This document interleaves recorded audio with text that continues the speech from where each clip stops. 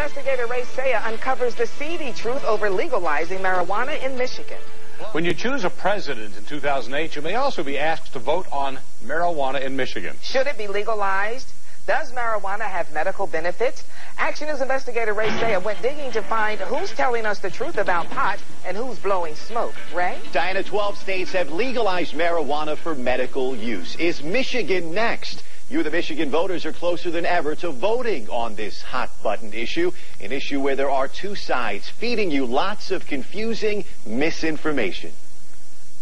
Meet Jay Statzer, a man who says he hates drugs. Most definitely I'm anti-drug. But loves to smoke pot. Initially, you can get a nice dreamy effect. A man who wants to help in the war on drugs. Not just me, but all the potheads are anti-heroin. But admits he helps himself to a joint a few times a week. They say that pot is a drug, and I find that pot is the anti-drug. Pot, the anti-drug. If you're confused and in a fog, you're not alone.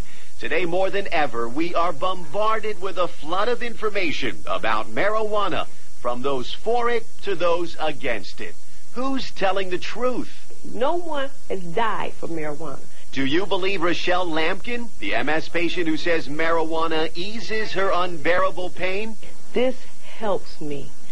Make it legal. Marijuana is not a medicine. Or do you believe Ann Comiskey, head of a drug abuse prevention group that says even a puff of pot is dangerous? Yes, absolutely dangerous. Do you believe the White House drug policy spokesman when he says marijuana is addicting? There are more young people between the ages of 12 and 17 years old in treatment for addiction to marijuana than for all other drugs combined. Or do you laugh it off like his pro-pot audience did and instead believe presidential candidate Bill Richardson and former state rep Lamar Lemons, who are pushing to legalize medical marijuana? I did it actually in about face. I was initially opposed to it.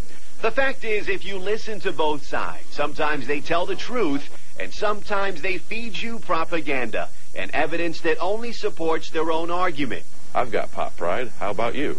Take Jay, for example, member of the pro-pot group Cures Not Wars, the man who says he's anti-drugs but loves to light up a few times a week. I've been smoking since I was 12 years old. I can testify to nothing but benefit. Indeed, research shows marijuana does have some medical benefits for cancer, AIDS, and MS patients.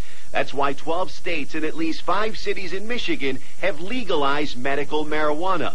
But then, Jay goes on to say this. Every time the DARE program tells a kid that pot is an addictive drug, they're lying. The National Institute on Drug Abuse doesn't say that pot's an addictive drug. Oh, yes, they do, Jay. In their latest finding, the Institute finds marijuana can be addictive. But you wouldn't hear Jay say pot is addictive. It's impossible to get addicted to cannabis. Just like you wouldn't hear Ann Comiskey say pot helps cancer patients. There is no such thing as medicinal marijuana. Mm-mm. Instead, you will continue to hear a flood of information from both sides. It's absolutely harmless. They're harmful. In an election year, when you may have to decide on one of the most controversial social issues of our time, it will be up to you to weed out the lies.